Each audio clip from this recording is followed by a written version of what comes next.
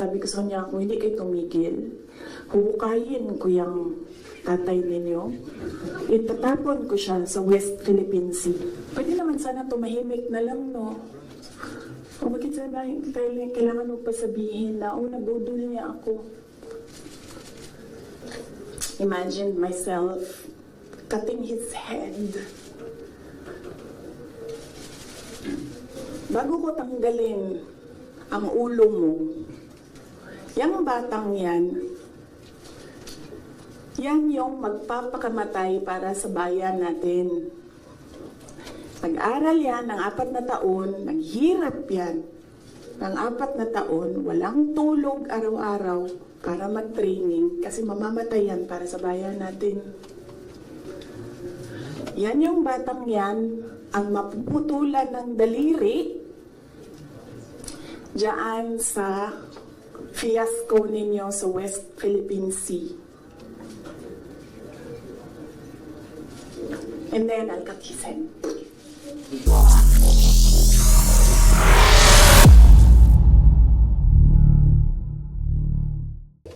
So 2021,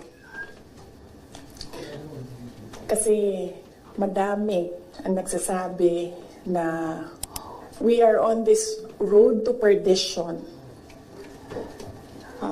Our country is on this road to perdition because matigas ang ulo ni Inday Sara. Hindi siya nakinig sa tatay niya. Kung nakinig lang siya sa tatay niya, tumakbo siyang president, hindi mangyayari itong nangyayari sa bansa natin ngayon. Ay, hindi lang yan isang beses na narinig ko, madaming beses. Even kapag pumupunta ako sa mga iba't ibang lugar, diretso ako sinasabihan ng mga tao, hindi ka kasi nakinig sa tatay mo. Or they would say, one time nasabihan ako, it's all your fault.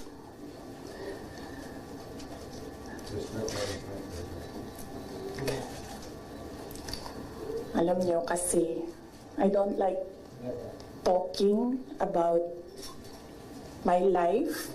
I don't like talking about my feelings. I only want to talk about my work. Kaya hindi ako nagsasalita. Pero ganito yung nangyari.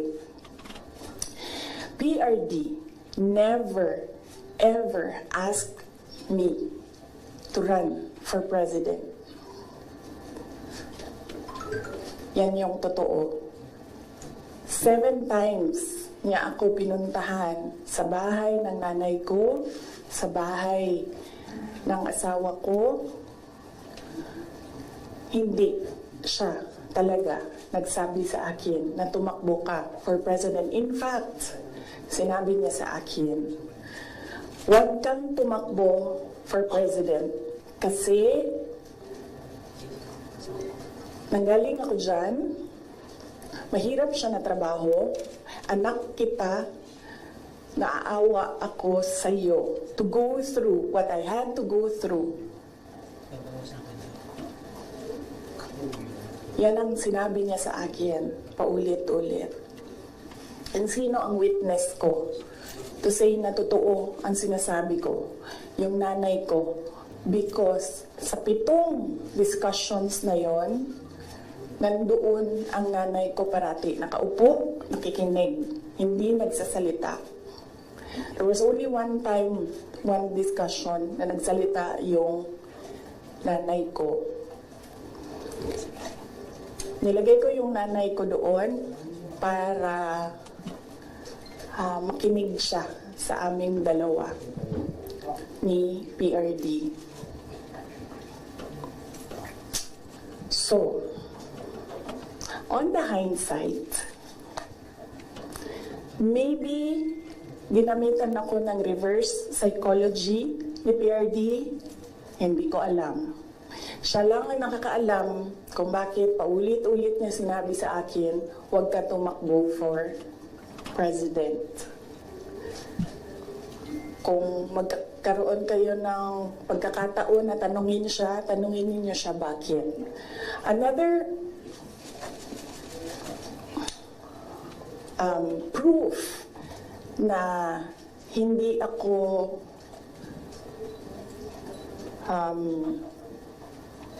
sinabihan ni PRD na tumakbong president. He left me document, 2 papers in a folder. Unfortunately, naiwan ko sa bahay namin ngayon. Dala ko siya dito sa Manila para ipakita sa inyo, pero naiwan ko siya sa bahay. Ang nakalagay doon, so maybe the next time na magkita-kita tayo lahat, dalhin ko siya. You can read, but you cannot take photos. You cannot take videos of the document. Nakalagay doon, in gist lang. Sa left side, nagsasabi siya doon, hindi si PRD. Hindi si PRD ang sumulat nun, ibang tao. Nagsasabi yung tao doon, Sara should not run for any position. Dapat si Bongo ang tumakbong VP. Yun yung nakalagay sa left side na document. Nakalagay sa right side na document, Sara should not run for any position. She should endorse Bongo Rudy Duterte for President and Vice President. So yun yung proof ko. Yun yung dala-dala ni PRD na document nung very last meeting namin. Dala niya yung document na yon. So yun yung proof ko na hindi talaga nagsabi si President Duterte na tumakbo ako for president. And even if nagsabi siya, hindi din lang talaga ako tatakbo for president. Maaga ako nagsabi sa inyong lahat. Sabi ko, I don't know kung may mga media pa at the time na nandito ngayon. Sinabi ko, huwag niyo na muna akong tanungin about the presidency para hindi pa ulit-ulit yung tanong. Antayin niyo na lang January 2021. Pagdating ng January 2021, paalam ko sa inyo ang decision ko. Tatakbo akong president o hindi. And true enough, January 2021, maaga ako nagsabi sa lahat, sa taong bayan, na hindi ako tatakbong president. Unfortunately, hindi naniwala lahat. Kasi sinasabi ninyo, yan yung track ni President Duterte. Hindi ako tatakbong president, hindi ako tatakbong president. And then, nag-substitute siya. But, yes, anak ako ni PRD, and yes, meron kayong nakikita sa akin na nakikita ninyo sa kanya. But I am a different person.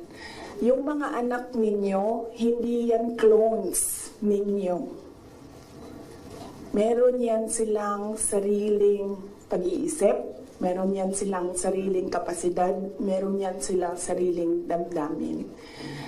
Yun yung unfortunate part noong announcement ko noong January 2021 na hindi ako tatakbong president. Walang naniwala kasi sinabi nila, gagawin lang niya kung ano yung ginawa ng tatay niya. Hindi. Desisyon ko yun na hindi talaga ako tatakbong president.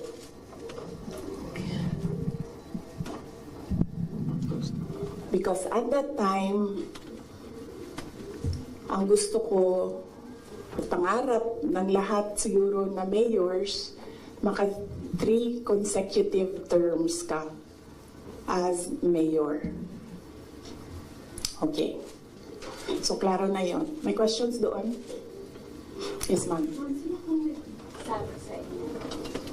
Sino po yung nagsulat doon sa folder? Unsigned siya, walang pangalan, and I think sinadya nila na wag lagyan ng pangalan yung 2 letters kasi it was really a Sara bashing document. It did not say anything nice about me. So, I think sinadya nila na hindi sabihin sa akin kung sino yung sumulat ng dalawang documents. How did you feel now? How did you feel po when you seen those documents?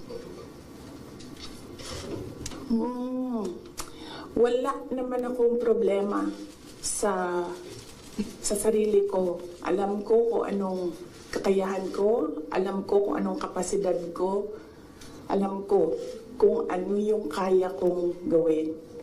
So kung ano man yung sabihin nila, nung dalawang tao na yon, hindi siya nakaka-apekto sa akin.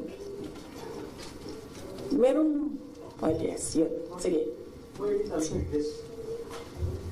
Good morning, Mikael of Reuters. Ma'am, why are you telling all these details to us now? What's the context? Ang context nito is the sit down that I promised everyone. Nagsabi ako na mag-sit down ako. Merong mga questions noon na sinabihan ko kayo na it needs a sit down. Pinut off ko yung sit down na yon. Sabi ko nga, I don't like talking about my life. So, hindi ko siya ginawa. Related siya sa letter A, PBBM's deception claim versus VP SD. So, kailangan mo kasi sabihin sa inyo ang simula hanggang ang huli. So, chronological order ko siya para maintindihan niyo yung kwento. So, yun. Yung deception. Actually, nung narinig ko yung deception,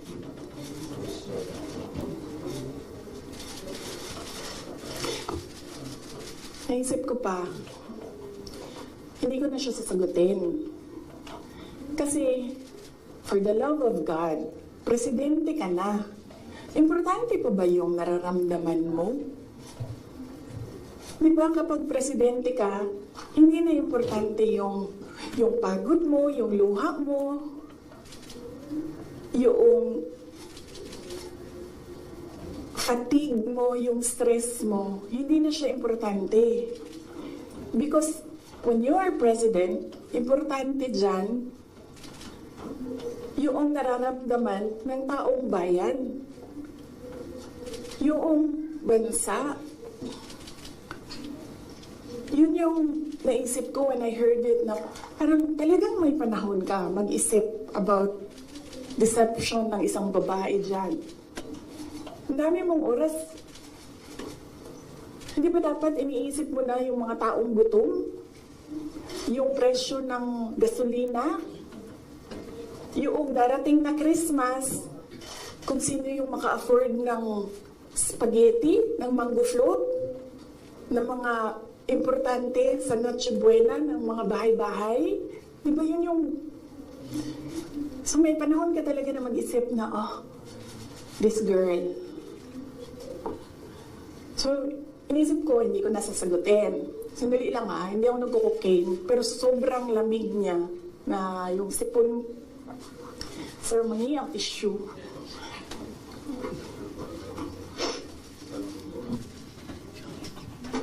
Huwag niyo lang ina-answer kasi sa sobrang dami natin. Tissue lang, sir. May panyo ako. Ayoko ng panyo. Huwag niyo i-off, sir, kasi sa sobrang dami natin. Mamamatay tayo dito pag walang aircon. Kasi hindi iikot yung hangin. Okay. Hindi ako umiiyak. Hindi ako nagko-cocaine. Malamig yung aircon. Okay. So yun. Hindi ko na siya sasagutin. Kasi naman, hindi naman siya mahalaga sa bayan. Pakialam natin sa kung anong nararamdaman ng president at vice president, di ba? Ako gani, sa binisaya pa, dawat-dawat raman na. Di ba? Dawat-dawat rana. Ako, ginatira ko nila kada adlaw. I am a subject of Mega Millions PR attack. I am a subject of a House Committee hearing.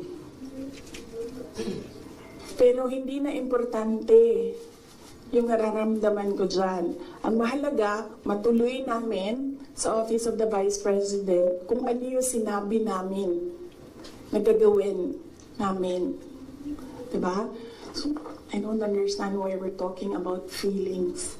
So, hindi ko na siya sasagutin. And then, sabi ng mga tiga Davao, nandun ako sa Davao nung lumabas niyang deception na yan. And then,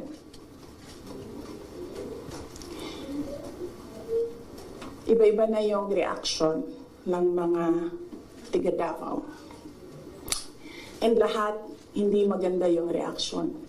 Yawa na, siya na'y nangilad, siya pa'y nang budol, siya pa'y bagagnaw, nga musulti, nga I was deceived. So I thought, well, I will not talk for myself, but I will talk for all the Filipinos na ang nararamdaman nila ay hindi nabalik ang justice ng boto nila.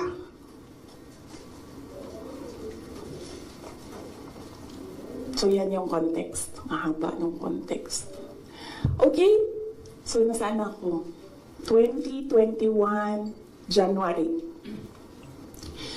2021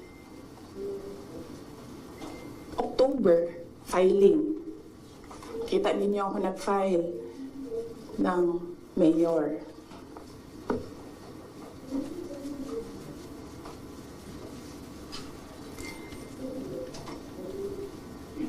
Mayor talaga yung tatakbuhan ko. Masakit sa akin na naririnig yung mga tao na we are disappointed in you. Kasi sa pagtakbo ba, dili man gud na siya kanaganing kung ingnan ka sa mga tao nga, daganday mo, dagan na lang ka. Muna-una po daw ka. Dagan ko, presidente, ingani ang may tabo. Nagkaroon ako ng SWOT analysis para lang takbo o hindi. Diba? Paano pumapasok sa opisina ko when I was mayor, meron akong paper nakahati ng ganyan. Okay, ikaw, you give me a pro and a con. You give me a positive and a negative running for president. Ganyan yung ginawa ko.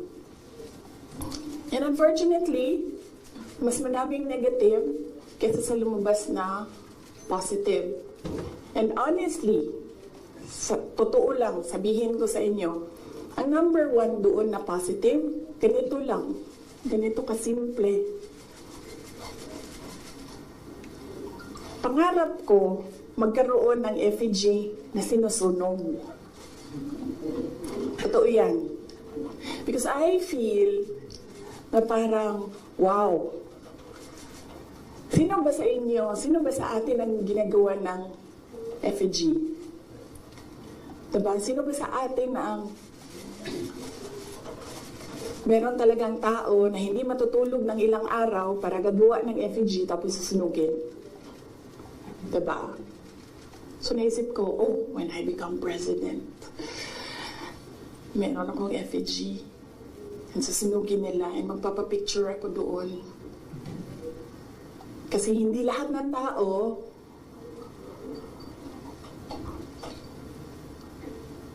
merong ganon sa buhay nila.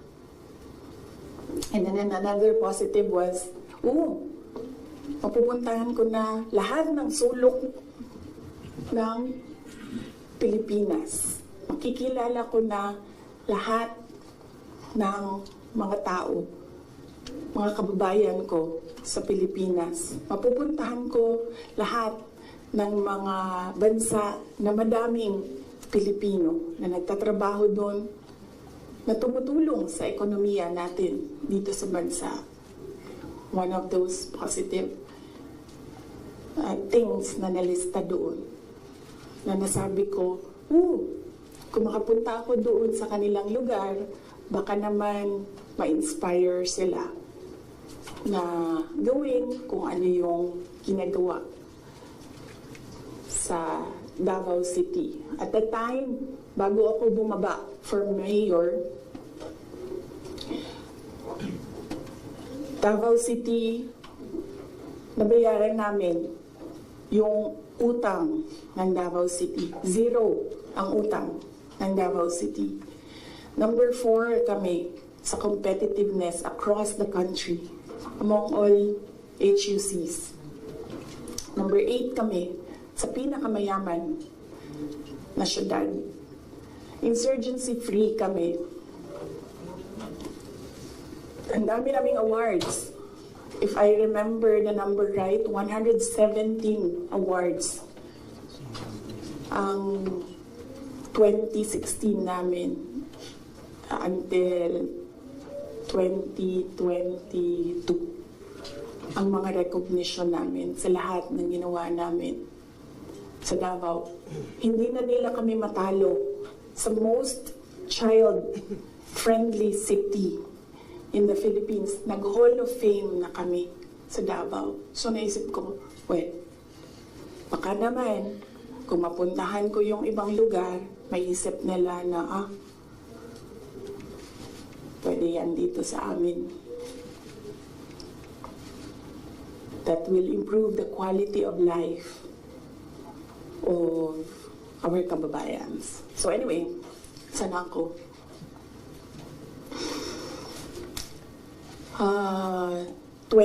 October, nag-file ako.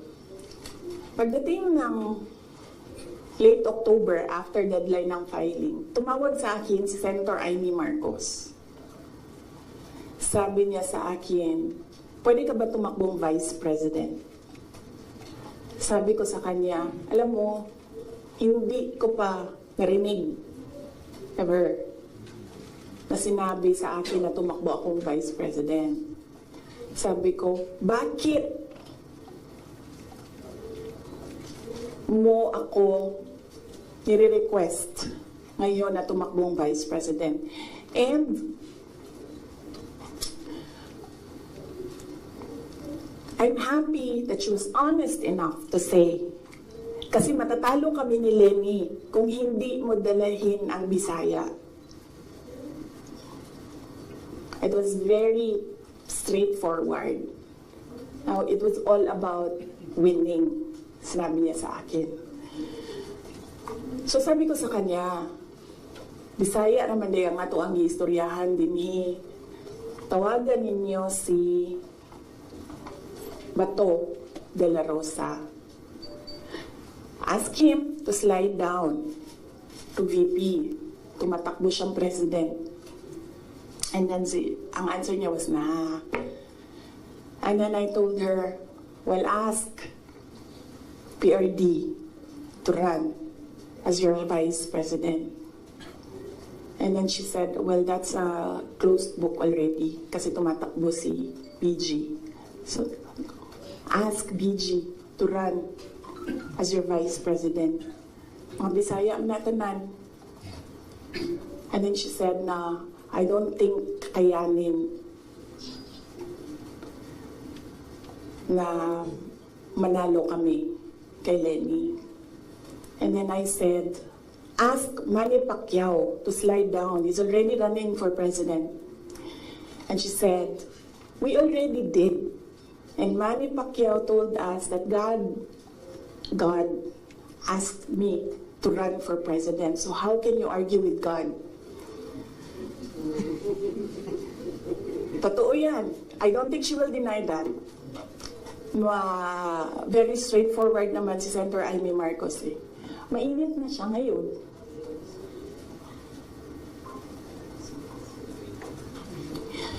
So, I said, sabi ko, it's never been talked about I need to talk to my family and I need to see kung mananalo ba ako for Vice President. Because I've never seen my numbers as Vice President. And then she said, okay, let's talk about it. And then, early November, nandun ako sa Cebu. Pumunta ako sa Cebu, nakita niyo yun, diba? For an event. And, nandoon din sila. Hindi ko alam kung bakit sila.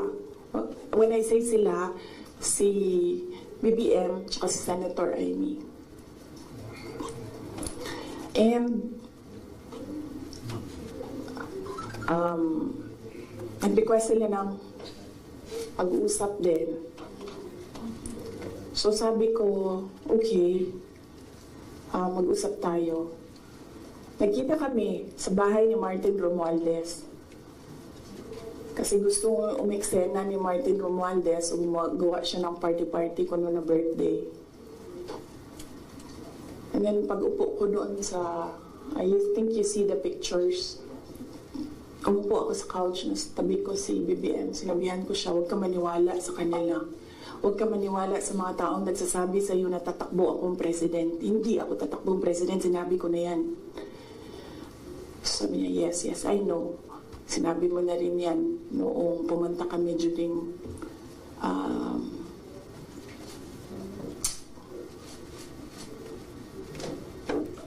birthday ko. May 29 ata sila pumunta sa Davao. So okay na yun. And then we had another meeting na wala na si Martin Romualdez. Kasi hindi naman talaga siya kasali. Sinisiksik lang niya yung sarili niya. Totoo yan.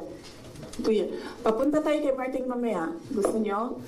Tawag sa kanya ng mga kasamahan niya doon sa house, Tambi!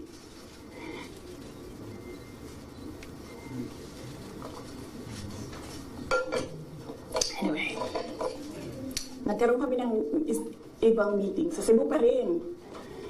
Face to face. Ako, si BBM, Senator Amy, and one other person. He's a private citizen. Hindi ako nagpaalam sa kanya na sasabihin ko na nandoon siya. So may isang tao pa doon who can say that this really happened. So sabi ko, again, I've not seen my numbers. Kung mananalo ako. Sabi ko, okay lang sa akin tumakbong Vice President. Sabi ko, number one, siguro man ma-reduce konti ang disappointment ng mga tao sa hindi ko pagtakbong president. I think maiintindihan na nila. And ito na lang yung i-offer ko sa kanila mag-vice president ako. Number two, madaming big ticket projects. Si PRD. Sa build. At that time, na gusto ko sana makita na magawa para sa bayan. Kasi hindi natapos. Kasi kulang nga talaga ang 6 years. So sa ngayon, magte-third year na tayo, wala pa tayong nakikita na big ticket projects, di ba? For 2028, huwag na kayong mag-expect na meron kayong makita. Kasi it takes more than 6 years to prepare for a big ticket project. So sabi ko, and sinabi ko sa sarili ko, bata pa naman ako, hindi naman ako nagmamadali, wala naman akong papupuntahan. And naisip ko, I cannot do anything more for Davao City. Number 4 na kami. And naisip ko, I don't think kaya ko siya i-elevate to number 3, number 2, number 1. Hanggang dun lang yung kaya ko gawin. So ibibigay ko sa iba, maybe they have more ideas, more innovation para mapagawa nilang number 3 ang Davao sa buong Pilipinas. So I said, okay, I need to see my numbers. Sabi nila, okay, we can do a quick and dirty survey. Sabi ko, oh, sige. Sabi ko, gawin nyo. And then you come back to me kung ano ang nangyayari. So, nagpagawa sila, and then tinawag nila ako.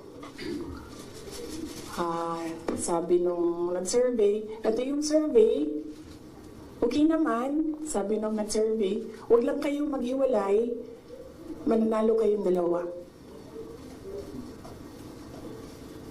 Ito yun. Hindi pwede mag-picture, pero pwede ko ipakita sa inyo mamaya. Kinoveran lang namin yung mga private citizens dito sa photo na ito. Ito, pinresent yung survey. May cover lang yung mga tao na private citizens.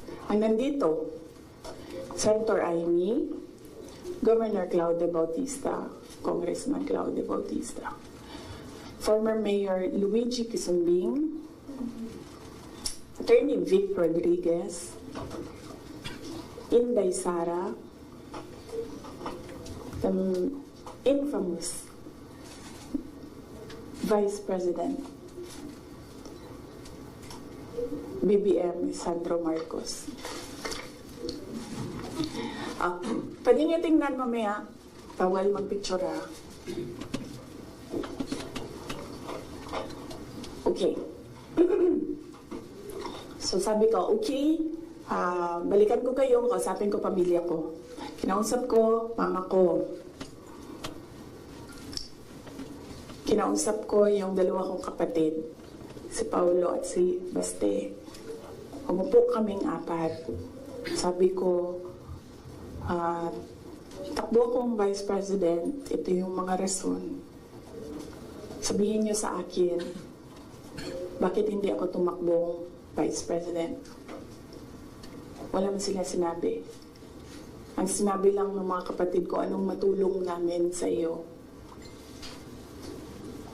And then sabi ng nanay ko, okay, sige.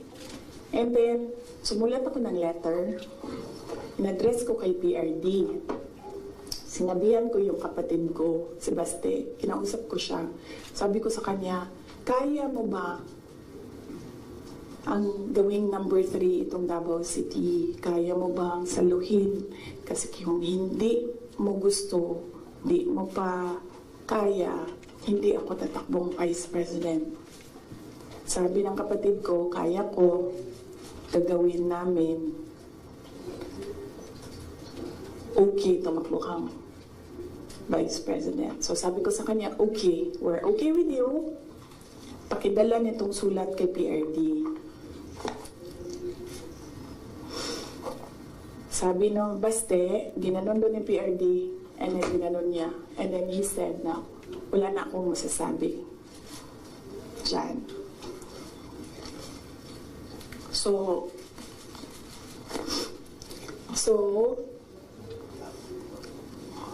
okay lang, sir, kasi kung babaan ninyo, masyado tayong madami dito, iinit siya. So,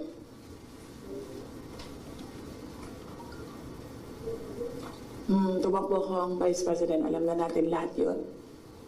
Ginawa ko yung kampanya, alam na natin lahat yun. Okay, so, no, hindi ko sinuway, hindi matigas ang ulo ko, hindi totoo na pinatakbo akong President, si President Duterte. In fact, every time makita niya ako ngayon, sinasabihan niya ako, huwag ka tumakbo, President. Sabi niya, yung dinadaanan mo ngayon, wala iyan. Kung ikaw ay President, mas mahirap pa. Sabi niya, maawa lang ako sa'yo. May heart pala siya. So, klaro na yan.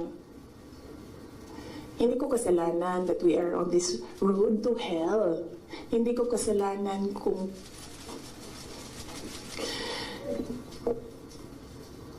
hindi marunong. Kasi kung alam mo naman na may kakulangan ka, bibilisan mo yung gagawin mo para mag-catch up? Hindi ka naman uupo lang doon na parang, may kakulangan talaga ako, ganun talaga. Hindi ganyan. So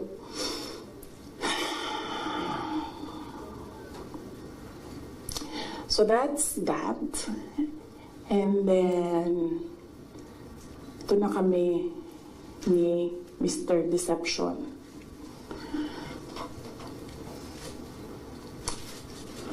Sabi ko sa kanya, 2 lang.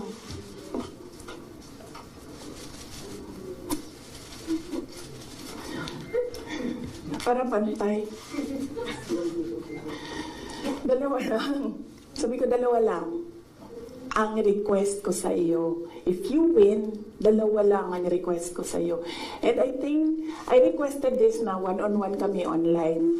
Pero meron akong nabasa somewhere na merong nakikinig sa side niya. Kasi nag-post yung taong yon. Pero yun yung request ko at the time. Kami lang 2. Sabi ko sa kanya, pag nanalo ka, 2 ang hingin ko sa iyo. Unang-una, yung trabaho ko. I want to work sa security sector kasi there will never be development kung hindi solid ang security backbone mo. Hindi ko sinabi sa kanya yan, pero tinanong niya ako, bakit Department of National Defense? Sabi ko sa kanya, kasi karamihan naman ng problema ng insurgency, ng terrorism, nandyan yan sa Mindanao. Kinalakihan ko yan, naiintindihan ko siya. In fact, nung bumaba ako, insurgency-free na ang Davao City. So, naiintindihan ko siya. Yan yung gusto ko na trabaho. He said, readily, he said yes. And then, ang isa, sinabi ko sa kanya, itong trabaho na ito,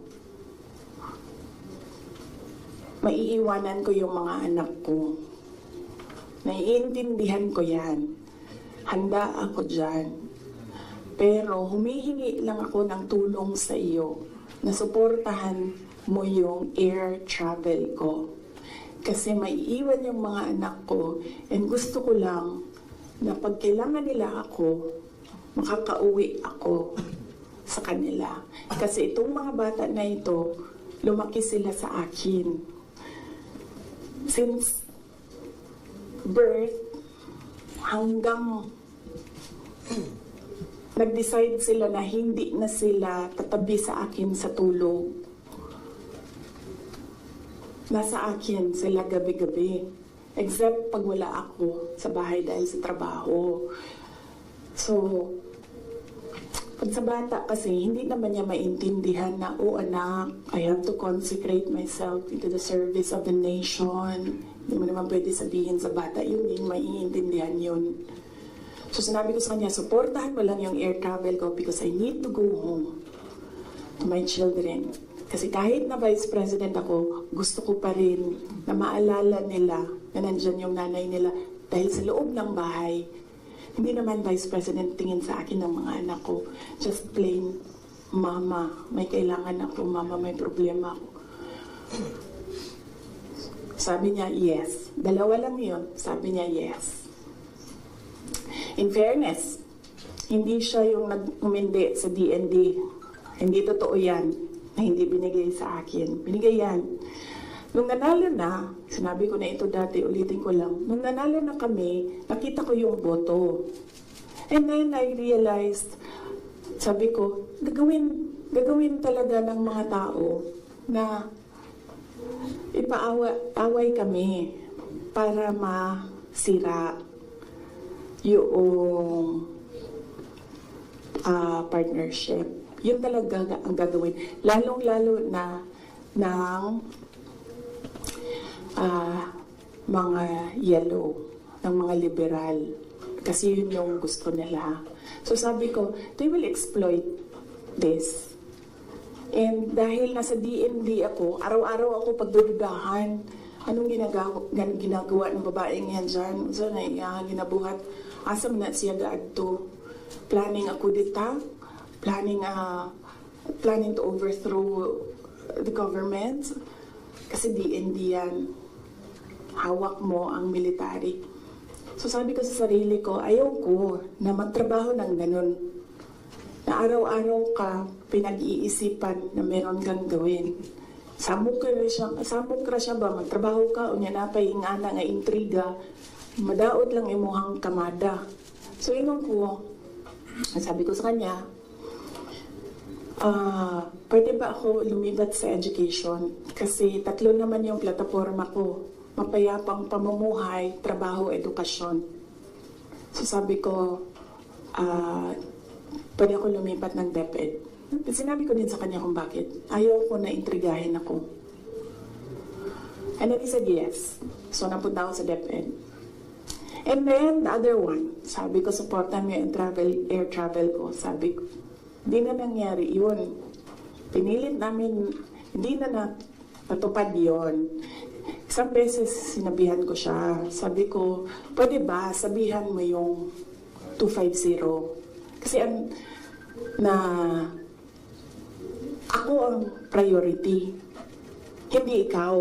Kasi yan yung usapan natin. Kasi naiintindihan mo, di ba? Na meron akong maliliit na anak.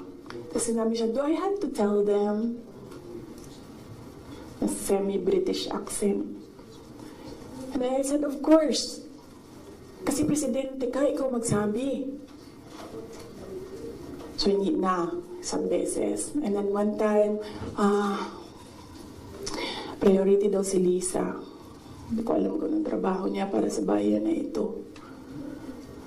And then one time, priority daw si ngayon.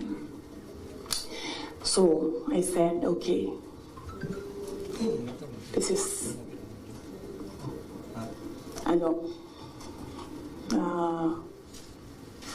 some form of insincerity.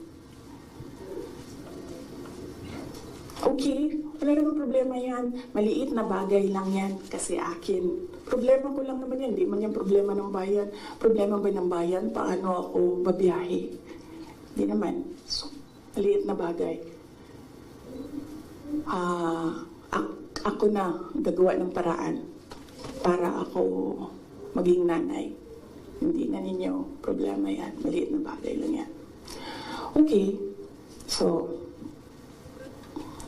that was that.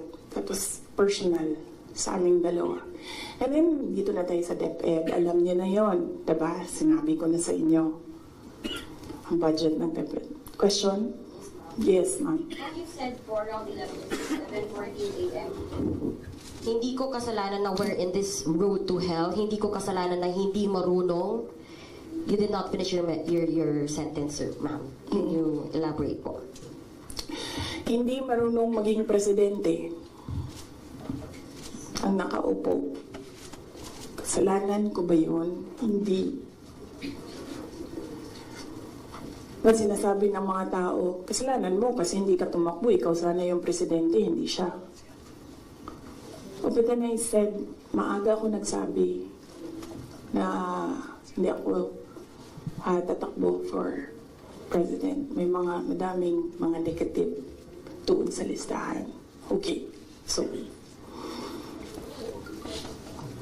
yes, sir. Yes. Sir, tapos ka na. Balikan kita. Ikaw muna, sir. Hey, hanggang anong oras ito, JC? It's up to you, ma'am. To you?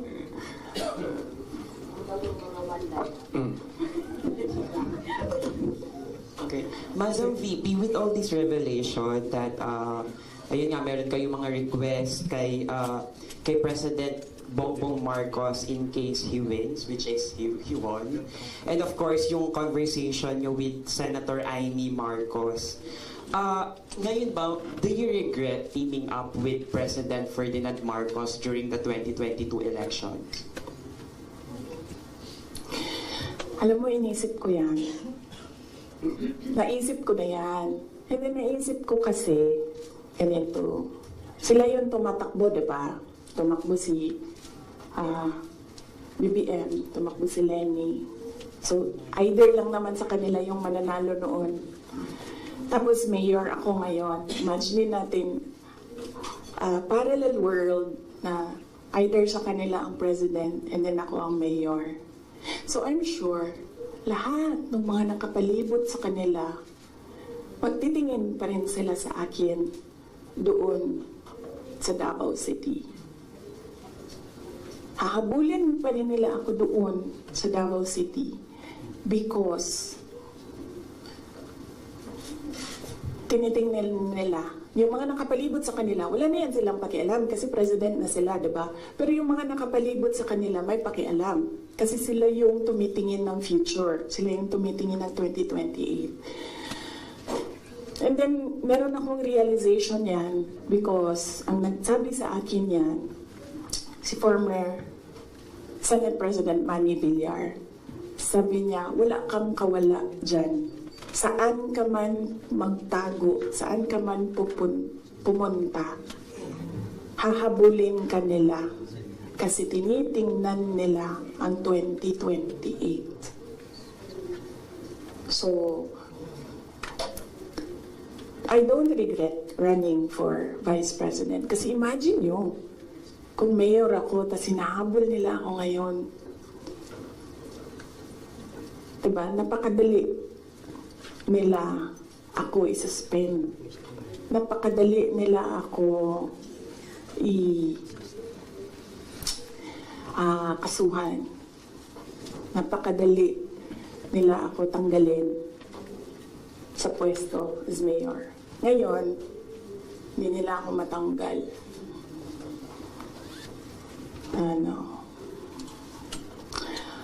They can drag me to hell. Pagdating nila dun, ako pa rin yung presidente ng impyerno.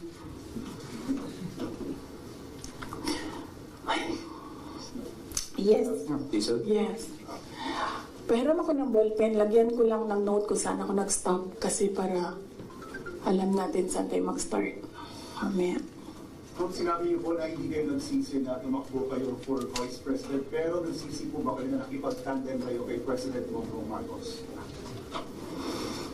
Hindi man ako na-request ni VP Lenny na tumakbong Vice President. Yeah. No, hindi ko pinagsisihan yung pagtakbo ko as Vice President. And hindi ko din pinagsisihan na nakipagtandem ako sa kanya.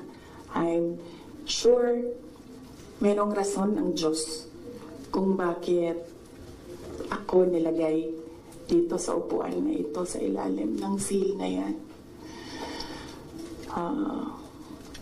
Para rin siguro sa kanya, para kay BBM or para sa bayan, hindi ko alam kung anong rason ng Diyos. Sometimes or all the time, hindi natin nakikita ang rason ng Diyos. Nakukonect na lang natin siya kapag meron ng ibang nangyari sa buhay natin. Siguro, yun yung rason para ganito gawin ko, bullshitin ko sila ng bullshitin. Bullshit kayong lahat. Drag me to hell. Sorry po ha. Sila muna ha kasi hindi pa sila nakatanong. Ma'am, Mark Makalalan. good morning, VP. Since wala po kayong intention to run for Vice President from the very beginning, can we say na napilitan ba talaga kayo and without yung call ni Senator Amy, masasabi niyo ba na nagamit lang kayo para lang manalo si President Bongbong Marcos sa pagkapangulo? Napilitan, hindi. Very rational yung decision making ko sa pagtakbo as Vice President. Sinabi ko kanina. Ganon din ginawa ko. Nilista ko yung positive, nilista ko yung negative. Nandun yung positive, sinabihan ko yung pamilya ko. Tell me the negatives. So, ano yung isang tanong? Nagamit. Yes. Clear naman yun. Tinanong ko, bakit ako? And then she said, matatalo kami ni Lenny kung hindi mo dalhon ang mga Bisaya. Kaya nagbigay ako ng options. Bisaya tanan. Dolorosa, Bongo, Manny Pacquiao. And then she said na hindi kakayanin. Except for Manny Pacquiao, hindi naman siya nagsabi na hindi kakayanin. Ang sinabi lang niya, nag-refuse si Senator Manny Pacquiao. So, of course, ginamit nila ako para manalo sila. Obvious naman yun. Gusto niyo makita yung survey? Hindi ko siya dala. Pero next time dalhin ko and then pwede kayo tumingin pero hindi kayo pwede mag-picture. Ma'am, yes, ma'am. Joel, DWIC. Yes. Ma'am, good morning. Ayong buntag, ma'am. So, tanawin mo, ma'am, sa tingin mo, ma'am, dapat tumakbo na lang po kayong presidente? Hindi. Kung papabalikin ako, tatakbo kang Vice President. Ilagay ko dyan. Drag me to hell. Ma'am Marlene po, from Radyo sa Estrada. Here po, ma'am. Yes, ma'am.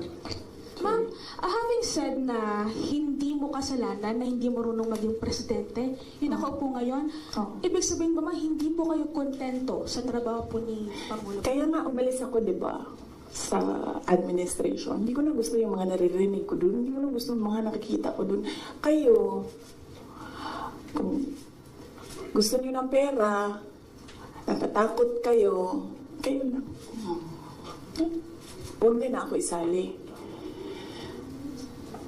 The reason why, noong 2016, ito, sidebar na lang ito, hindi ito kasali, lagi tayong tatagal nito. Huwag na yan. Sige. Ay hindi. Hindi ko na gusto. Kung presidente niyo siya, okay lang. Ako, hanggang vice president lang ako. Hanggang number 2 lang itong bansa na ito, wala itong number 1 para sa akin.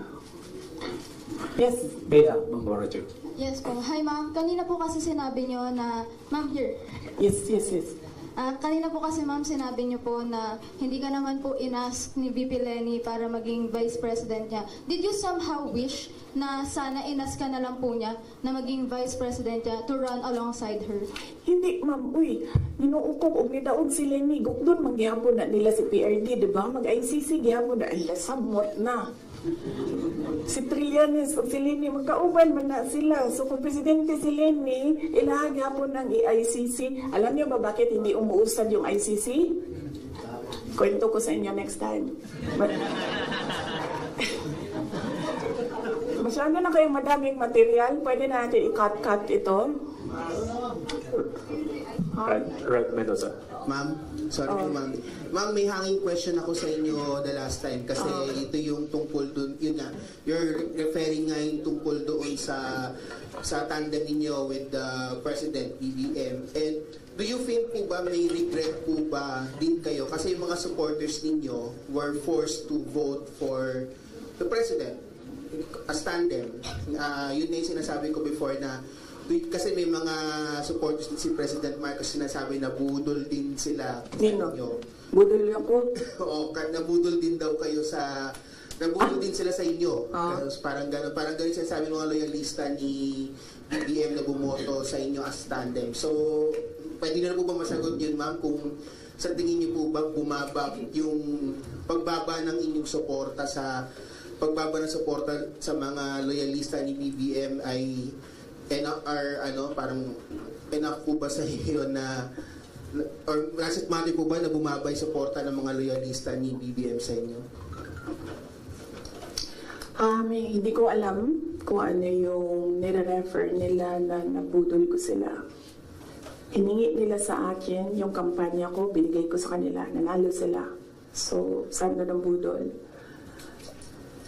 Nung tumulong ako sa administration, ang DepEd was, top 3? The morale of the teachers were so high na they were happy maghirap na magturo. Rain or shine doon sa mga classrooms. So,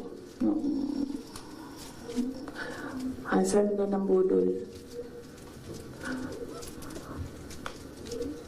Sa akin ba yun, kung number 3 ang DepEd? Ako ba ang presidente? Hindi. Sa kanya yon, cabinet member lang ako. Diba? Accomplishments ng DepEd. Sa akin ba yun? Hindi. Sa bayan yon. Accomplishment yun ng president. So, budol. Ms. Aracel Garcia, Fuji TV. Hi, good afternoon. Hello. Yeah, during the time of your dad as president, he was not also having good terms with the Vice President Lenny, and now apparently parang naging ano na to, naging president yon on this administration as well. How do you feel about that? And my follow-up question would be, are you looking into running on 2028 as president? Okay. So, si PRD, in all fairness to the person, hindi yun nanggigipit ng tao. Hindi niya ginipit si Lenny Robredo. Tinanong ko, bakit 700 lang yung budget ninyo at the time? Kasi 700 lang talaga ang pinropose. Hindi natin alam anong rason. Yan yung sinabi ko doon sa budget hearing. Hindi siya nanggigipit. Sinuspend ba ni PRD o tinanggal sa pwesto mga politiko na kaibigan ni Lenny? Lahat ng mga tumatanggap sa kanya doon sa iba't ibang lugar, nasuspend ba yun? Nawalan ba ng budget? Wala naman. I don't remember anyone ever complaining na naalis sila sa pwesto kasi kaibigan nila si Lenny Robredo. Wala. So, hindi yan siya mahilig manggipit ng kalaban. Kung maalala niyo, kalaban niya sa politika, hindi sa personal na buhay. Sa politika, si Speaker Nograles, never yun nagipit sa Davao City. Si Trillanes, yan, mortal enemy niya si PRD. Si PRD thinks nothing of him. Pero, ginipit ba yun? Wala. Diba? Kita nga natin siya kung saan-saan. Kita nga siya sa kasamang Lance Maido, Diba? Newswatch Plus. Good morning, ma'am. Hello. Good morning. Yes, sir. Good morning po. So, since we're on the topic of the election, 2022 elections, recently po kasi nagkita si Pangulong Bongbong Marcos at si Vice President Robredo sa isang event sa Sorsogon. And may sinabi po si Pangulong Marcos na this meeting is left for political reconciliation. How do you feel about this meeting? And that's it. Wait lang ha. And the 2028 question, ma'am. Oo. Sa sunod na lang yan, ma'am. Ano ba yung sinabi ko na date? Kailan nga ba yun? Fourth quarter of 2026. Fourth quarter of 2026. So, kung mag-advise ako kay Lenny, Ma'am Lenny, manood ka ng aking sit down. Yan lang. Wait, hindi ko na ituloy ito. Hello, good morning po, Sir Edison. Madam Vice President. Ang papa niyo po ang naggawa ng desisyon against all Filipinos na may libing si Marcos Sr. sa libingan ng mga bayani. Ano na po ang nangyari ngayon? Nakalimutan na po ba ng nakaupo ngayon? Maraming salamat. Hindi ko alam. Pero isang beses sinabihan ko talaga si Senator Amy. Sabi ko sa kanya, kung hindi kayo tumigil, hubukayin ko yung tatay ninyo. Itatapon ko siya sa West Philippine Sea. Sinabihan ko si Senator Amy. One of these days, pupunta ako dun, kukunin ko yung katawan ng tatay niyo. Tapon ko yan dun sa West Philippine Sea. I don't think sumagot siya. Hindi ko maalala. Nandun pa yun sa group chat. Mayroong mga nakakita na ibang tao. Pero Senator Amy naman, kilala niyo naman siya, di ba? Diretso yan magsalita. Hindi din yan, hindi siya, she's I believe, a sincere person. Saan na tayo? Yes, sir. Substantiated na hindi marunong gawing presidente, presidente na nakaupo ngayon. You mentioned na hindi mo na gusto yung mga nakikita at naririnig when you were there. And second question mo, I'm genuinely curious because you had a long narration of what transpired from 2021 until 2022. And there was a lot of negotiating, there was a lot of political discussions on who to run, who will step down. But I'm genuinely curious, ma'am, where's the public in all of these discussions? Where did you ever discuss policies, platforms? Because it's as if it's political families discussing the future of the country without regard for the public. And you mentioned that the context of all these of this press call is to give justice to the 30 million plus Filipinos who voted for you and the president. Yes, oo. Unahin ko muna yung last question. Last question was, hindi ko alam sa kanila.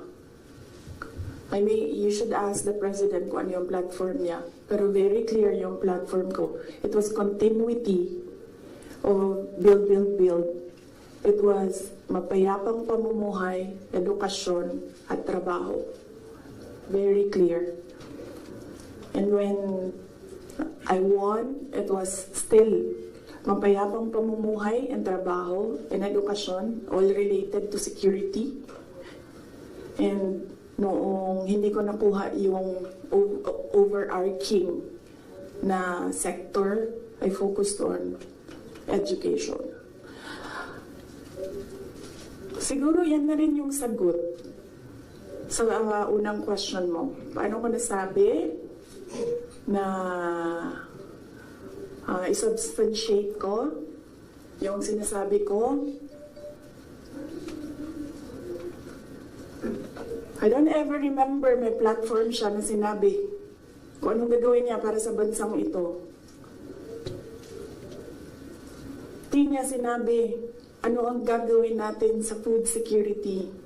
Wala siyang sinabi kung anong gagawin natin sa inflation na darating. Kasi alam naman natin na at the time na darating yun eh.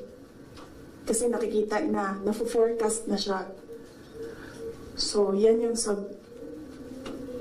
pagsasubstantiate ko sa sinabi mo. I don't ever remember may plataforma siya. I don't ever remember him discussing kung ano ang gagawin sa problema ngayon. Alam niyo noon, pag pumupunta ko sa 7-Eleven, expensive yan na tindahan, diba? Ay, sorry, 7-Eleven. Pero yes, expensive sila. Kasi, ano sila, go-to. Mabilis ka makabili, nandun yung kailangan mo. 1,500 ko noon. Bili na ako ng corned beef, bili na ako ng tinapay, bili na ako ng ano-ano. Ngayon, ang 1,500 ko, tsokolate na lang ang mabili ko. Tsaka ice cream. Wala na ang corned beef, wala na ang tinapay. So, kung sa conversation yes. with Senator Marcos happened, sinabi mo na itatapon yung just very quick follow-up. The conversation happened between you and Senator Amy. You mentioned na tatapon. Hindi kasi conversation yun eh, group chat yun. Tapos, noong banat sila ng banat, sinabihan ko na talaga siya. Sabi ko, one of these days, puhukayin ko talaga yan. Tatapon ko yun, what's Philippine Sea, yung tatay ninyo. Okay, so, pwede tumuloy na muna tayo, ha? Kasi gutom na ako. Ma'am, Ma'am, Kelly Cordero po from Bawang Radio. Ma'am, sinabi niyo po na hindi niyo nagugustuhan po yung pamamalakad ngayon ni PBBM. Kung irarank niyo po, in a scale of 1 to 10, 10 is the highest, ilan po ang rate niyo sa performance po ni PBBM? Nasabi ko kanina, 10 is the highest, 1 lang ang rating niya. Sabi ko na kanina, di ba, kung kayo gusto niyo, wala man akong problema. Huwag niyo na lang ako isali. Ako, hanggang number 2 lang ako. Walang number 1 ng Pilipinas ngayon. Kung meron man, ang daming number 1, iba-ibang direksyon sila. What's follow-up? Bang follow-up lang po, since you mentioned na President Ferdinand Marcos, you don't remember at all him discussing with you kung ano yung platform niya when he ran for the presidency. Pero kayo po ba, did you insist na parang sa part ninyo, this is what you want for the country? Yes. Oo. Sa kanya or sa tao? Sa kanya po, nung nagdi-discuss kayo na dapat po may plataforma tayo. Kasi naman, di ba, ang expectation mo, pag tumakbo yung tao, meron siyang sinasabi na gagawin niya. And, pasensya na. Pero nung nakaupo ako doon at the time, hindi ako nakikinig sa kanya. Ang naririnig ko lang, sama-sama tayong babangon muli.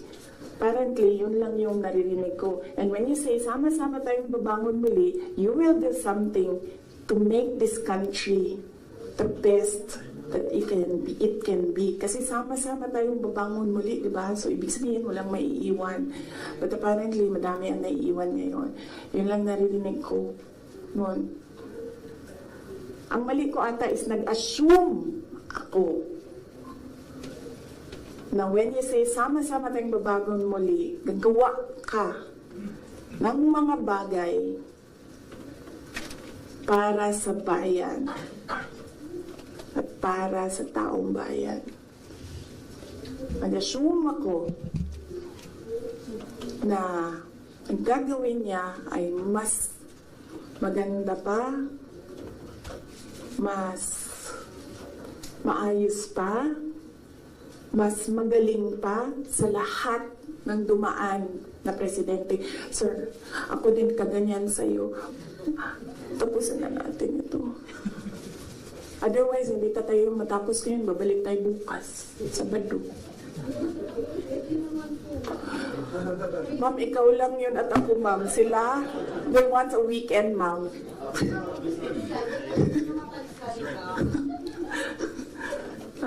Wait lang. Yes, sir. Yes, sir. Yes. Balikan ko lang po yung sa political reconciliation kuno ni President Marcos pati ni dating former Vice President Leni Robredo.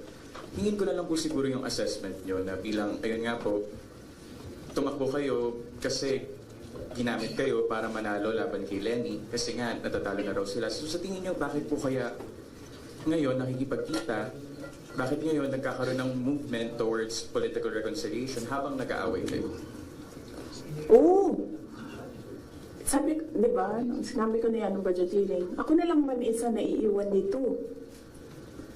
Ako na lang isa na iiwan dito. Nagsama-sama na ang mga dayuhan, huwag niyo akong tanungin na about foreign policy.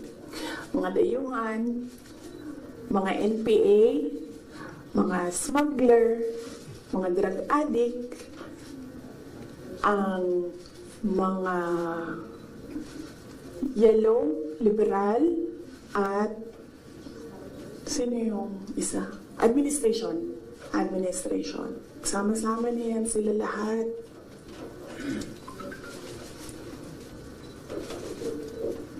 Ako lang na naiwan dito sa... Kaya nga, ito lang ang lamesa natin. Kasi ako lang mag-isa na. For what? I think, di sila ganahan siguro sa kuha. Tingalig di sila ganahan sa kuha. Nga na mo ginong mga insecure.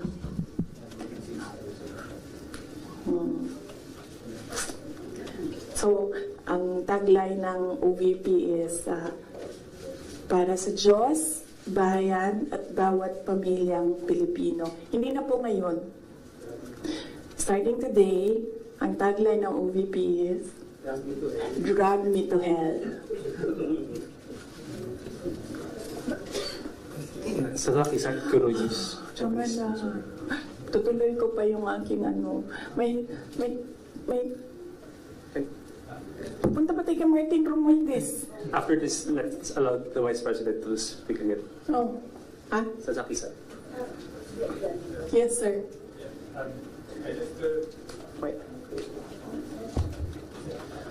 I just wish to have a question. If you didn't participate, if you didn't join UNITEAM as a vice president 2 years ago in the election, do you think BBM could not elected? And do you think that was better without for people of the Philippines? And also, do you feel your contribution was underestimated or ignored by the administration? Contribution to the campaign, to the election.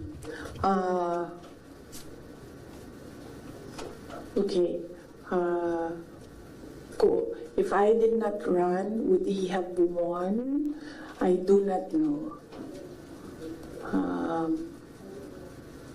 I've not seen his numbers without my number, but I'm sure their side has seen his numbers against Leni Robredo with and without Sara Duterte. So I'm not seeing it. I wouldn't. Maybe I think they know that they will not win because that was what Senator Ivy said. We cannot win against Leni Robredo without Visayas and Mindanao. Yes. The other one is, the other question is... do you think if you didn't agree to be in a unity, maybe BBM would not be elected? Is that better result for the people of Philippines now, do you think? If I wouldn't know as well. I wouldn't know if we would be in a better place if Leni Robredo is president. Something that is speculative. So I cannot answer the question if we would be in a better place if we had another president, not BBM. And also, do you think your contribution, electoral contribution, was underestimated or ignored by the current president? Yes, I believe so, because we are here today because he said he was deceived. So yes, I believe yes. And they've been saying that in their communications, that in fact, ayoko i-mention ang pangalan niya, so I'll just mention his initials, LG. Yan ang sinasabi niya. She did not bring anything to the table. When in fact, I am here sitting down today to tell everyone they needed me. I don't need them. So, sabi ko kanina sidebar, haba yung congressman. I'd rather work sa law office. And then, pinilit ako ni BG, said some things, pinatawad ko na siya ngayon.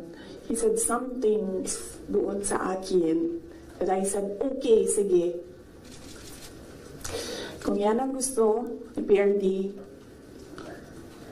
tatakbo ako mayor. You know the reason why? Ayaw niya ng ibang tao. Ako lang ang gusto niya. Because I don't take bullshit from anyone. Even President Duterte. That is the reason why.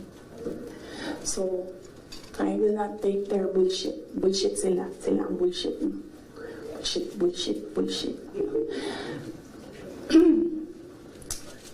May I request the parents to give context doon sa sinasabi ng Vice President. Alam ko, nakikita, naririnig ng mga bata, pero bigyan nyo na lang ng konteksto na sometimes people curse.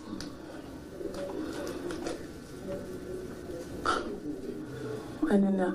Oh, so DepEd. So, personal, and then, bakit ako nag-resign, umalis sa administration, DepEd. Alam niyo na yon. Sinabi ko na yan, 2 tao lang nagkukontrol dyan. Ulitin ko lang mabilis. Si Zaldico, Martin Romualdez. Kita natin yan. Tingnan nyo ang NEP, tingnan nyo ang GAA, tingnan nyo ang tingnan nyo ang NEP, tingnan nyo ang GAB, General Appropriations Bill, tingnan nyo ang GAA. Makikita ninyo ang galawan dyan. Hindi na siya kailangan ng expert. Sundan nyo lang kung ano yung nagbabago. Anong isa pa?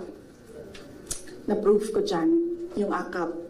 Diba? Nagtalo sila sa AKAP. Sinasabi ng mga senador, hindi naman namin nakita yan noon eh. Sabi ni Zaldico, o diba?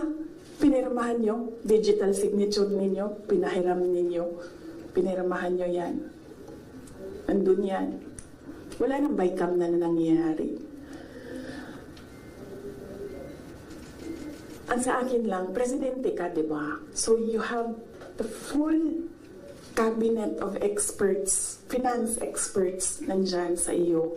So nakikita nila, diba? Oh, President, Mr. President, ito po yung NEP natin. Pero pagdating po sa GAB, ganito na po yung nangyari. Di ba magtatanong ka na, ano nangyari? Bakit naging ganito?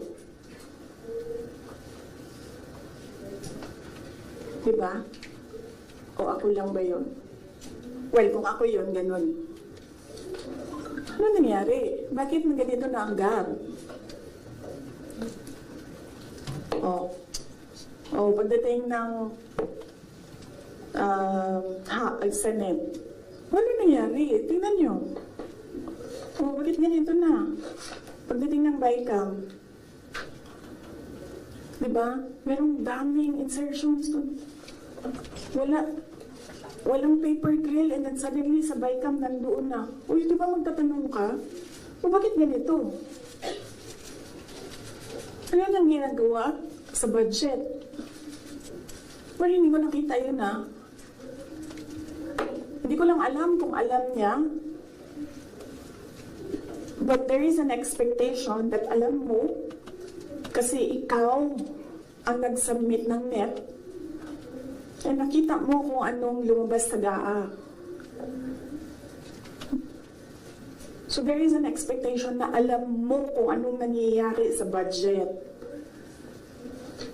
So merong president na, okay, ito yung NEP. Then after a few months, okay, ito yung GAA. Yung wondering kung alam niya kung anong nasa page 2.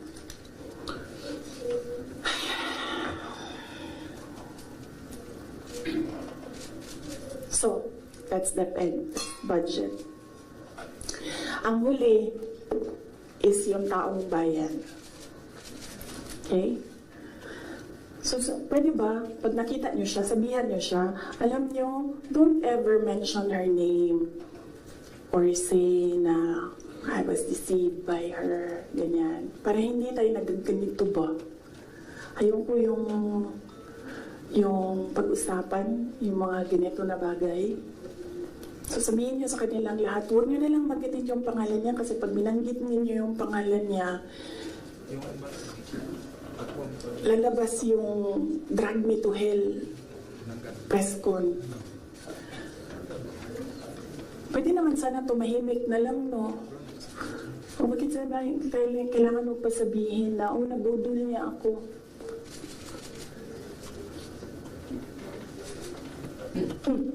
So, taong bayan.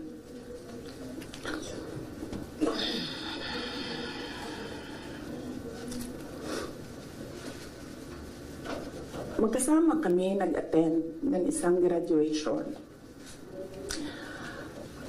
Truthfully, I wasn't feeling well. Kasi kinukulam nila ako. Andiyan na sila, umabot na sila sa kulam. Nagsama-sama na silang lahat. Kinukulam pa nila ako.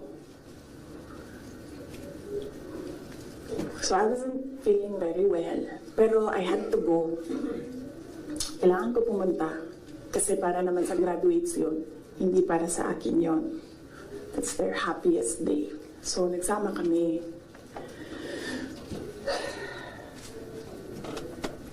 Nagsama kami.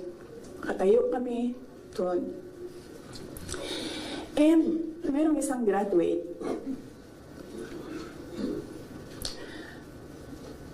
na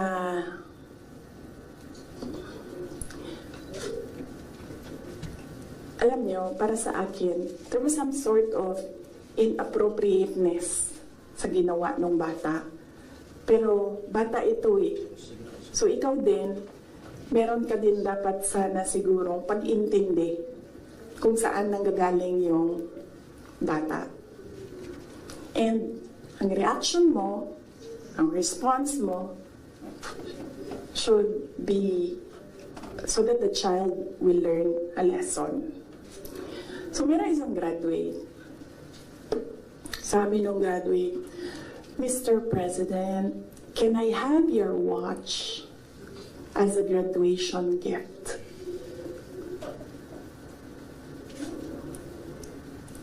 And narinig ko, katabi ako, di ba?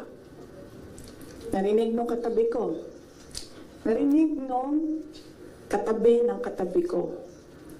But apparently, this guy, di niya alam kung ano isasagot niya. So ang ginawa niya, pinaulit niya sa bata. What did you say? This time, syempre bata, hindi niya alam ba saan yung inulit ng bata, louder this time. Mr. President, can I have your watch as a graduation gift? Ang sagot niya, why? Why will I give you my watch? At that point, may sakit na ako. I wasn't feeling very well. Nandun lang ako, nakakatayo ako dun kasi may gamot ako. Gusto ko tanggalin yung ulo niya ba?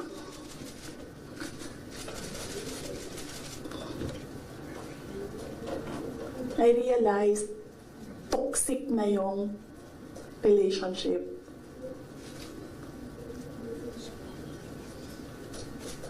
And it did not help na itong dalawang katabi ko, tumawa pa. Pinagtawanan pa nila yung bata. And I saw the humiliation sa face ng bata. I wanted to help him. Gusto ko sabihin sa kanya, itong relo ko na lang, relo ito ng Vice President, ito relo ng Presidente, pero I hope this will do. And then I realized na baka mas lalong mapahiya yung bata if I do that. So I just imagined myself cutting his head. Gusto ko, ganun din ang gusto ko gawin doon sa mga katabi ko. So na-realize ko, toxic na ito.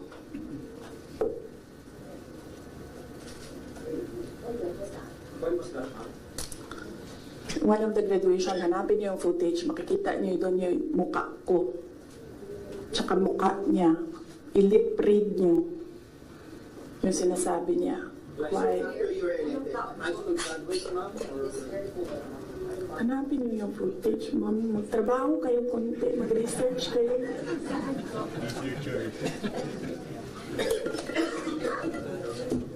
So, gusto ko sabihin sa kanya, bago ko tanggalin ang ulo mo, yung batang yan yung magpapakamatay para sa bayan natin. Nag-aral yan ng 4 na taon, naghirap yan ng 4 na taon, walang tulog araw-araw para mag-training kasi mamamatay yan para sa bayan natin. Yan yung batang yan, ang mapuputulan ng daliri diyan sa fiasco ninyo sa West Philippine Sea. And then, I'll cut his head. So, doon, na-realize ko, toxic na, di ba? Ganyan na yung imagination mo. Ang imagination mo, sinasakal mo na yung tao. And then I said, this is over. Tapos na. And then, so hindi pa natigil. Doon sa Tamayong, sa barangay Tamayong, sa Davao. Alala niyo? Pinupukpuk nila yung mga tao doon. Pinampas, pinukpuk. Doon sa diversion road ng Davao City, tinirgas nila yung mga tao doon.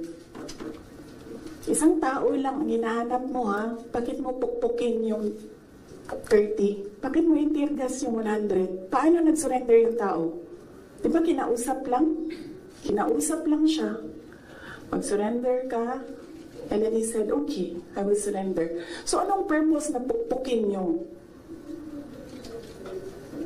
tao na hindi naman niya alam na saan si Pastor Kibuloy, nandun lang siya, nagtatrabaho, doon siya nakatira. Anong purpose? Anong purpose na i-tear gas mo yung tao for expressing his desperation, his frustration, his anger?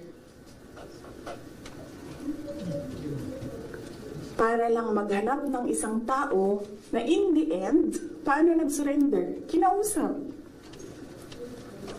Nag-surrender siya.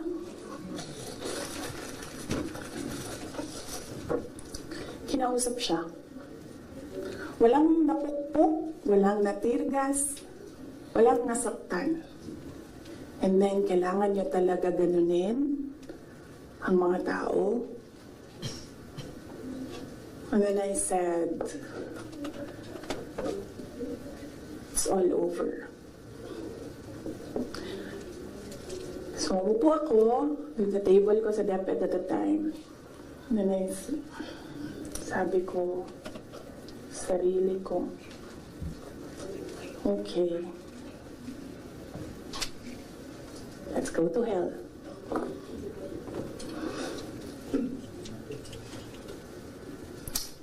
So, ano bang ginagawa nila? Balik tayo dun sa yung political reconciliation. Ang gusto nila, hindi ko sinasabi silang lahat, ha? Si Martin Romualdez lang.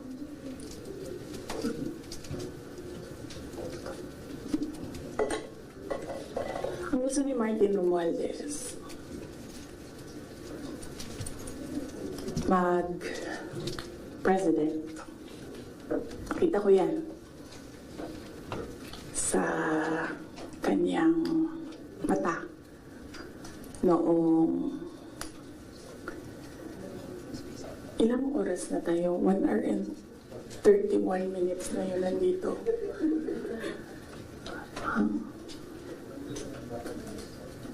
I-cut na lang natin. Tapos next week yung Martin. Pwede, madami na kayong material, di ba? Okay na yun? Oh. Sige. Ang questions natin doon lang sa 1, 2, 3, ha? Sa personal, sa budget, sa DepEd, and kung the way he treats. Alam nyo, may red flag na yan noon eh. Nung kampanya, may red flag na yan. But unfortunately,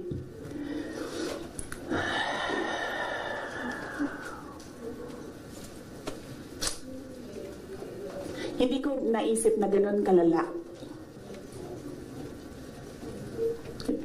yung insincerity. Nangangampanya kami. So pag nangampanya ka, meron talaga yan. Natural yan na magdala ng papel. Ganito. Pag ikaw politiko ka, alam mo na yan. May magdadala yan ng papel. Sometimes, ganito, naka-envelope. Sometimes, folded paper maliit. Iba-ibang ano. So, daming tao, may isang matandang babae. Dala siya. Tinignan niya. Ayaw niya tanggapin. Ayaw niya kunin yung papel. So, ang ginawa ko, para that person will not feel bad, sabi ko, ako na lang. Ginawa ko. Mabilis lang kasi yun. Kasi, ano yan, motorcade. So, mabilis yan. Pag ganon, gumanon, ginanon, ako na lang. Tapos, tinanong ko, may number. Sabi niya, meron. Pag politiko ka, alam mo na yan dapat, diba? So, doon sa truck, binasa ko. 1 page lang naman, binasa ko. Simple. Request of 5,000 pesos for livelihood. Tumingin siya sa akin. Sabi ko, ako na bahala nito. Maliit lang na bagay ito. Ako na. Sabi niya, okay, sige. Yan lang.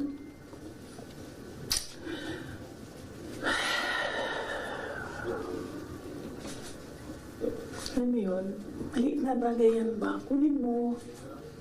Sahin mo. May number dyan. Tawagan mo. And then you say, okay. Ano ang mga documents na kailangan namin? Okay, bigay mo. And then, okay. Complete documents. O yan. Tapos. Ano mo, for some people, wala lang yung 5,000. But for other people, 5,000 is everything.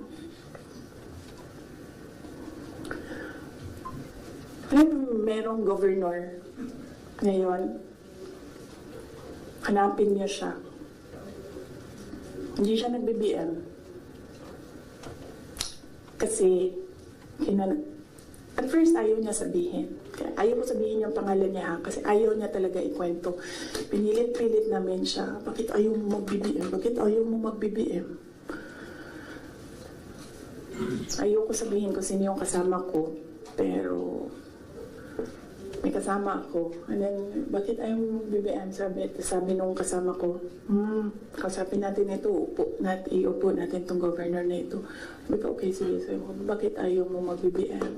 Sabihin mo sa akin. Bakit ayaw mo? Ganun din ang kwento ng governor. May ibang version lang, konti. Hindi straightforward na ganun. Ang kwento ng governor, siya nakita ko in my own 2 eyes kasi ako yung nag-i-escort sa kanya. And for that reason, hindi ako mag-BBM. Okay na, sabi ko sa kanya, okay, di niya magsara ka na lang. Sabi niya, sige, ikaw walang problema.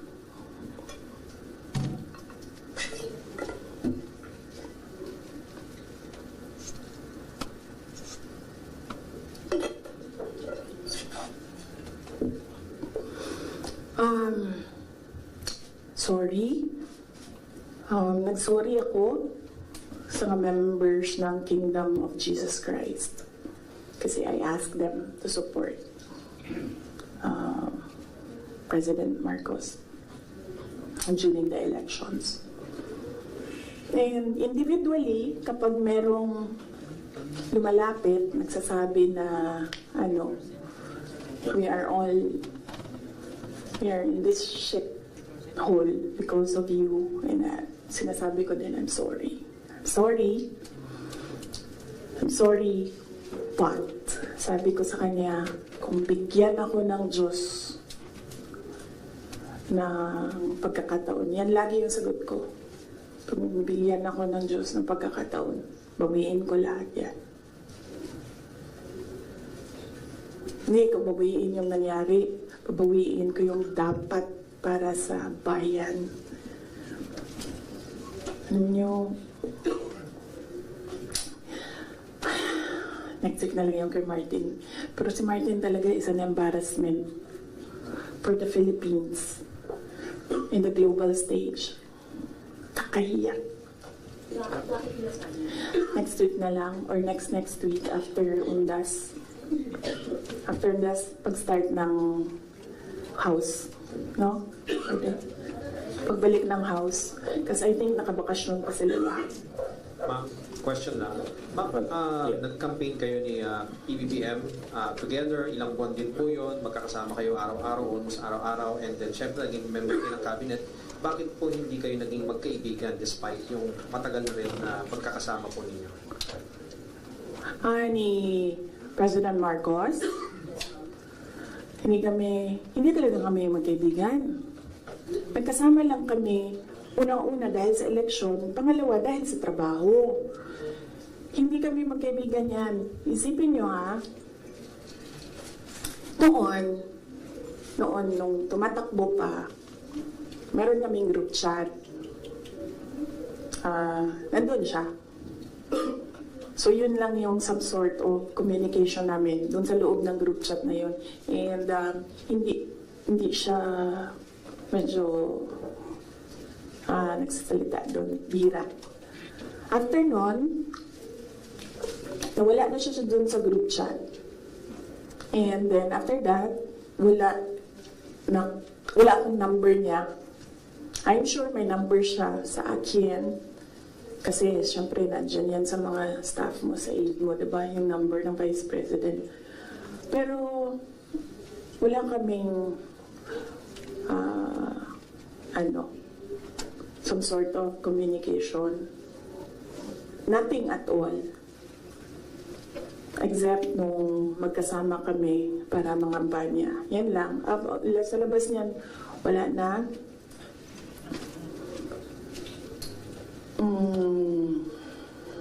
Nagkakausap lang kami dahil sa trabaho.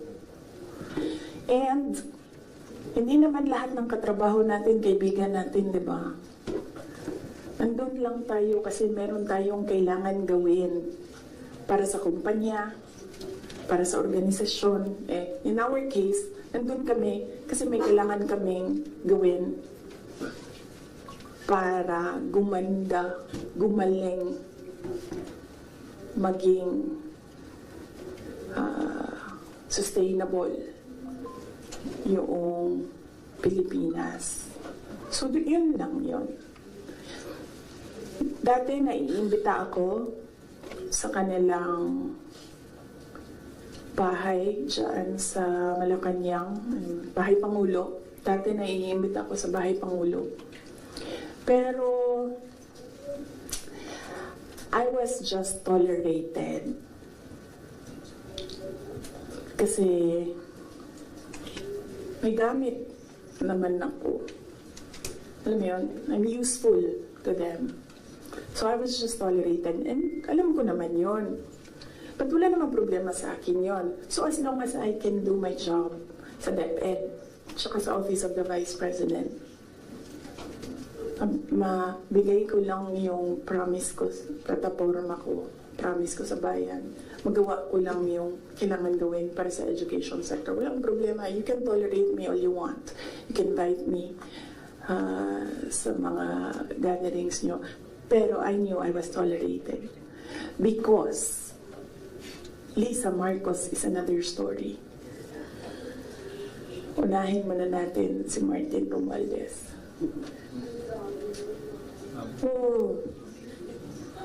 Kaya nga sabi ko, sabihan niyo sila, huwag nila bunggitin yung pangalan ko. Yes. Is Lisa Marcos part of dun sa sinasabi niyo na kanina? Yes. Oo. Anong purpose ni Inday Sara? Ang magagawa ko sa bayan, I will call bullshit as it comes. Yan ang magagawa ko para sa inyo. Kung bullshit siya, sasabihin ko sa inyo, bullshit talaga yan. And, yes, as I said, huwag kayo mag-alala sa akin. Hindi ko kailangan ng pera. Kaya hindi ako madadala sa pera. Kasi, ang pinakagusto ko sa buhay ko, hindi siya nabibili ng pera. So kahit man meron akong 500 billion sa likod ko, hindi pa rin mabibili yung gusto ko. So hindi ko siya kailangan. And hindi ako takot. That's why I said, you can drag me to hell all you want. Wala ang problema sa akin yan. Si Martin ba?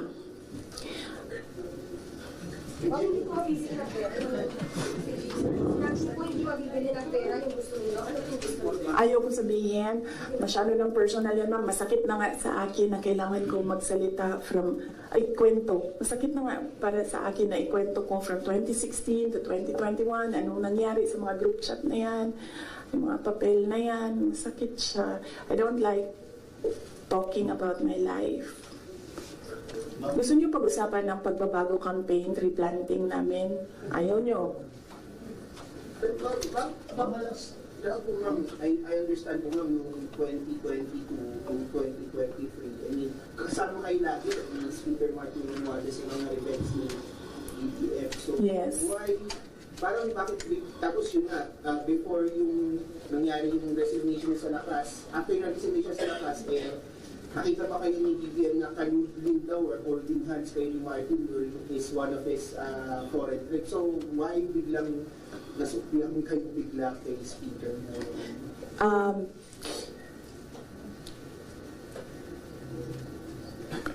At the time, na-ambush niya ako ni Martin. Tingnan mo yung footage. Di ba naman ganyan yung kamay ko? Kasi hinihila ko yung kamay ko. Hindi ko naman siya mahila pag ninaganyan, diba? Nilalagyan ko ng force kasi hinihila ko. Hinihila din niya. So, naisip ko, okay, fine. Huwag na natin bigyan ng sakit ng ulo ang presidente kasi ang dami niyang kailangan gawin para sa bayan. Apparently, wala. Pero, at the time, huwag na natin, for me, sabi ko, okay, sige. Ayoko maging headache sa ibang tao. Ayoko maging pabigat sa ibang tao. Ayoko na maabala ang ibang tao dahil sa akin. So, at the time, although hinihila ko yung half-hearted din yun na ginaganon niya. So, okay. Sige. May red flag din yan si Martin eh. Magkatabi kami niyan sa airplane nung kampanya. May sinabi ako sa kanya, may sagot siya sa akin. Pero yes, imagine niyo, meron tayong speaker na on record, on paper, in another country, na tumanggap ng suhol. Kaya. Ma'am, can you elaborate lang po yung speaker on record? Ay. Kailan ba yung speaker part? Kailan yung Martin Romualdez part? After November? After opening ng house? Yes. Let's talk about yung confidential funds ng house. Regarding po sa DepEd and the OBP's confidential funds. Yes, as I said, antayin natin yung next hearing ng House, Good Governance. Masyado pa kasing, masyadong maaga sagutin sila. Walang lumalabas eh. Gusto ko lumabas so that pwede akong magsalita. Wala. Kahapon, wala naman. Lawmakers were questioning about the... Yes. Ang posisyon ko dyan, sa DepEd, hindi na ako nakikipag-usap sa kanila doon. Sabi ko, kayo nang bahala ko, anong gusto niyong gawin dyan. Pero dito sa Office of the Vice President, sinasabihan ko yung mga tao na na kapangalan. Kung ano yung gusto mong gawin, yun ang susuportahan ko.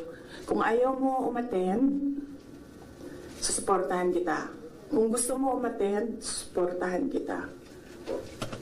Hindi ko pipilitin kung ano yung dapat mong gawin. Mag-decide ka, and then kung ano yung path, decide on the path that you will take, I will support you on that. So, hindi pa kami nagkausap nung merong mga subpina, hindi pa kami nagkausap kung ano yung gusto nilang gagawin. Basta sinabihan ko sila, I will be with you every step of the way. Sinabihan ko din sila, kung ang decision mo ay magpa-detain, sinabihan ko din sila, sasamahan kita doon sa loob ng detention. Walang problema yan sa akin. Kasi hindi naman lahat ng mga tao kasi sanay sa pressure, sa stress. Hindi sila sanay sa mga ganyan na ilalagay ka sa national TV, papahiyain ka.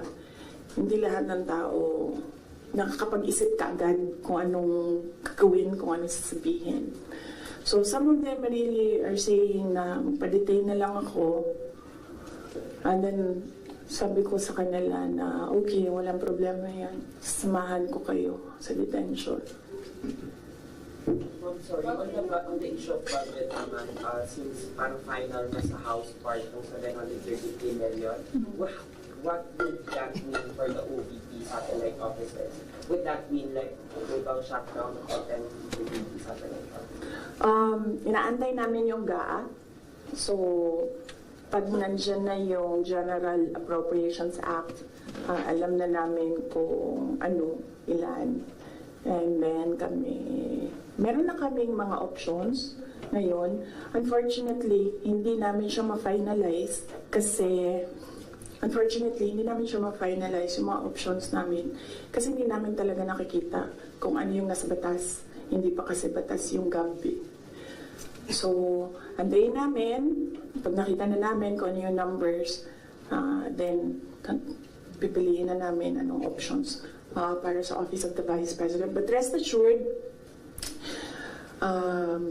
patuloy yung trabaho ng Office of the Vice President para sa bayan. Kung ano man yung kaya namin base sa kung ano yung budget, ibibigay namin yan sa taong bayan.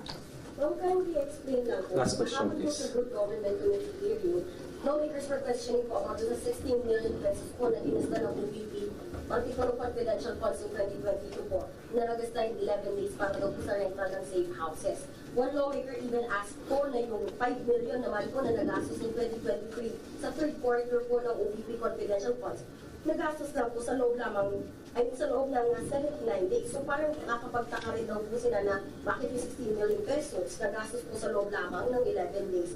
So, can you give us an explanation po kung paano po ba nagasta nga raw po itong particular confidential funds po? Okay, sige. Last question na yan. Last question. Okay. Unang-una, nag-explain kami lagi sa Commission on Audit kung paano ginastos yan. Lahat ng hiningi ng Commission on Audit, binigay namin. Meron kaming mga hindi nabigay, sinabihan kami ng Commission on Audit, kailangan namin yan. So, we fully cooperated and participated and submitted to the Commission on Audit with regard to the confidential funds. Alam niyo, hindi nakakapagtataka sa gobyerno ang gumastos ng millions araw-araw. Kami doon sa DepEd noon, pumipirma kami billions in one day para maglabas ng pera. So, hindi nakakapagtataka ang 5 million, 10 million in a day. Pirma lang yan. Tapos lalabas na yung pera. Ibabayad na yan kung saan yan ibabayad. And then, babalik na yung documents para sa ganyan.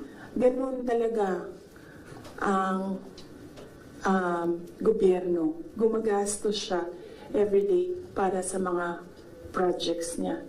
And sometimes, it's not millions, billions ang pinipirmahan ng mga opisina ng gobyerno para sa projects.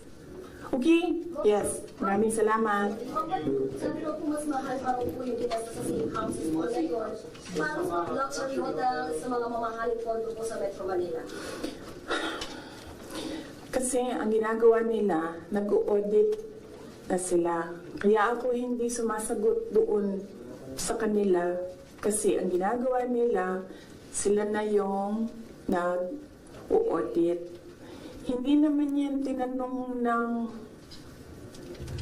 Commission on Audit. Ang hiningi lang ng Commission on Audit, ano yung documents para sa mga expenditures. So, sinubmit namin yon. And in fact, nakikita nila yun kasi sinubina nila lahat ng documents. The thing with the hearing is kung makikita mo kahapon, hindi ko napanood kaya hindi ako makomment pero nakita ko sa transcript na kahit anong sabihin ng tao na nakaupo doon, ng resource person, kukontrahin siya noong nagtatanong. Walang tamang sagot sila tatanggapin. Kahit yung COA na mismo sabi kung ano yung trabaho niya, hindi nila tinatanggap na sagot. Kasi bakit ba? Kasi nga, sa simula, sinabi ko, gusto nila mag-impeachment. Hindi nila magawa kasi wala silang kaso for impeachment. So, ang ginagawa nila dyan, nagpi-fishing sila na nagpi-fishing, gahanap sila ng hanap.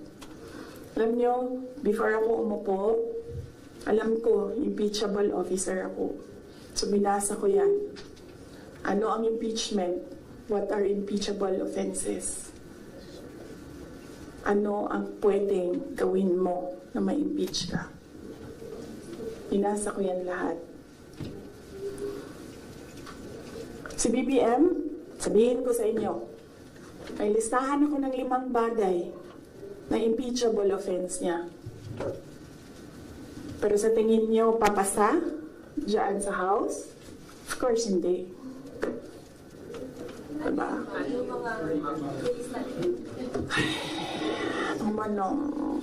Last question. Hindi ba kayo nakapagod? I mean, Last question. grabe ang energy ninyo. Hindi. Mr. Deputy, si Atty. Osias, sinabi po niya na may nakalagay ng software katulad ni Secretary. Yung envelope na yan,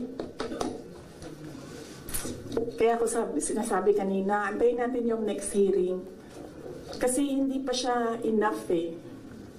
Ang gusto nila kasing palabasin sa mga tao, yung envelope na yan, galing sa, yung pera na yan, galing sa confidential funds. Yun yung gusto nilang i-portray sa public. Para yung perception ng tao, hindi talaga ginamit para sa ano. Pero kasi, para sa akin, kulang pa siya.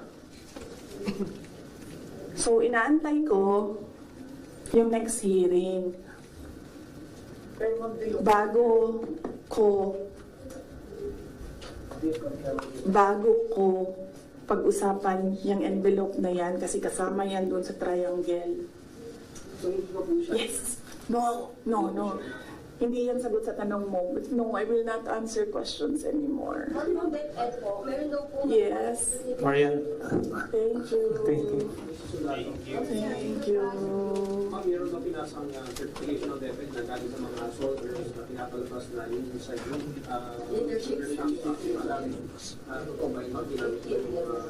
Hindi ginamit ang confidential funds sa AFP. Hindi din siya ginamit sa YLS. Ginamit siya supporting information doon sa mga areas kung saan may nakuha na reports na at risk ang mga bata. Walang binigay na CF sa AFP. Walang binigay na CF sa YLS. Yung YLS lang ang tinanong, sinabi namin, ito yung areas at risk. Sabi ng AFP, okay, gawa namin ng paraan. Based on information we gathered doon sa baba. Antayin natin yung next hearing, antayin natin kung ano yung sabihin doon, tapos isa-isahin natin siya. Okay. Yes. Thank you.